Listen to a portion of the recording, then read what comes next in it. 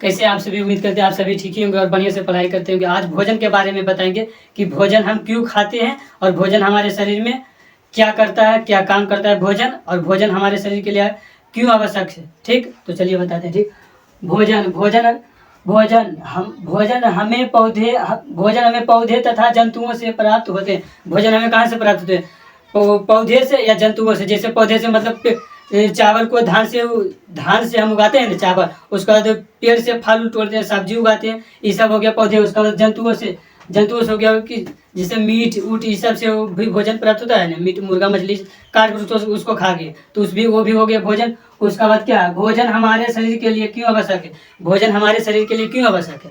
तो भोजन हमारे शरीर को ऊर्जा प्रदान करता है। भोजन क्या करता है? हमारे शरीर को ऊर्जा प्रदान करता है। ठीक, उसके बाद रोगों से लड़ने के लिए क्षमता प्रदान करता है। रोग से लड़ने के लिए क्षमता भी प्रदान करता है भोजन। ठीक है, उसके बाद करता है भोजन हमारे शरीर को स्वस्थ रखता है। भोजन हमारे शरीर को क्या स्वस्थ रखता है? यदि आप भोजन नहीं भोजन यदि आप किसी कारणवश नहीं कीजिएगा, ठीक, या तो 2 दिन या 4 दिन भोजन नहीं खाइए, देखिए आप तुरंत अब बीमार गिर जाएगा। और इस भोजन यदि वो बीमार गिर गए, अब भोजन खा लिए, 2-4 एकदम कर हुमच दिए, तो तुरंत ना जाइएगा, एकदम तुरंत हुमच के दौड़िएगा एकदम। भोजन इसीलिए हमारे शरीर के लिए बहुत आवश्यक होता है। उसके बाद क्या बोला गया? भोजन को 3 भागों में बांटा जाता है। भोजन को जो है 3 भागों में हम बांटते हैं। कौन कौन? तो एगो सर्वाहारी, कौन है?